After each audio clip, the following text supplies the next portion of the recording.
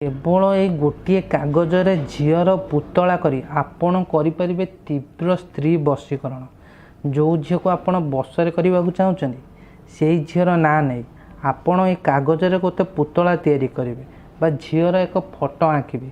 से झीर पुतला रे आपण किपरि करें तीव्र एवं वशीकरण। जो वशीकरण कौन सी काट ना ये जो तीव्र वशीकरण ये जो भयंकर वशीकरण ये वशीकरण कर मात्र 2 घंटा मध्य से झील को आपड़ सबुदिन निज बसरे करें। यही वशीकरण आपड़ जदि कर दुनिया एमती कौन सी शक्ति ना कौन सी गुणिया तांत्रिक ना ये वशीकरण काट करें। यही उपाय करदे से झील सबुदिन चिरदिन आपण बसरे होण कथार उठ बसब केवल गोटे पुतला साहाय्य। देखो आपड़ प्रथम कौन करेंगे गोटे ये साधा कागज ने गोटे नाली पेन आपड़ कौन करेंगे झीर गोटे पुतला करेंगे। मन रखु ये जो उपाय केवल करेंगे आपड़ केवल अमावास्या दिन राति ही करेंगे अलग दिन आप करेंगे नहीं केवल अमावास्या दिन राति करेंगे। आपड़ कौन करेंगे यही गोटे झीर फोटो आँकीदेवे। देखो यही गोटे झीर फोटो आँकीदेवे।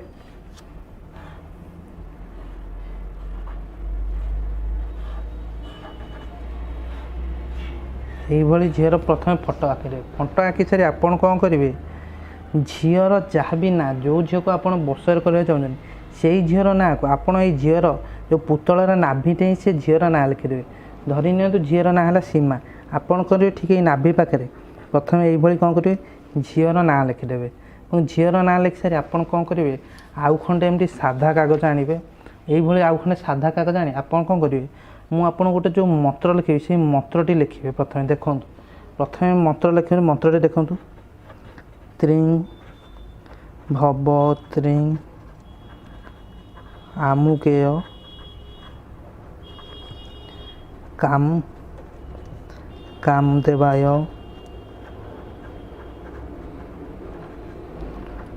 वशं कुरु कुरु स्वाहा। देखु गोटे कागज प्रथम यही गोटे झीर पुतला करेंगे तापर झीर ना को नाभिटे लिखिदेवे।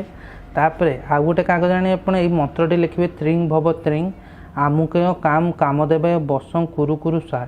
यही कर सारी आपड़ कौन करेंगे आगुरी कहीदे ये मंत्रटी को आप केवल अमावास्या दिन करेंगे और राति ही करेंगे।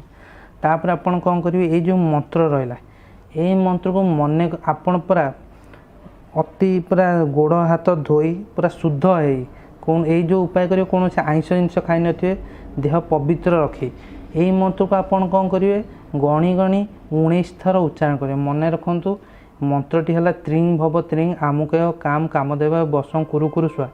यही मंत्र को 19 थर उच्चारण करेंगे। जितेबाला 19 थर मंत्र उच्चारण करेंगे यही अमुक जगह आप बारंबार ये झीर नाम ले मंत्र को 19 थर उच्चारण करेंगे।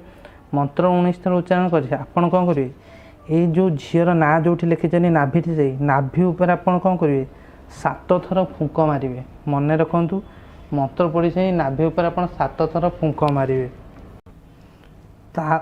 तापर आपड़ कौन करेंगे ये जो कागज दीटा को एमती जोड़ीदेवे। देखो दीटा कागज आप जोड़ीदेवे। दीटा कागज जोड़ी आप देखु यहीपर भांगीदेवे जोड़ी देके कागज को। तापर आप कौन जो झील उपाय करुँच से झीर घर सामने ये कागजटी को पोती दे आसवे बा पकई दे आसवे कि मन रखु पकई न पकईले भल पोती दबाटा ठीक हे।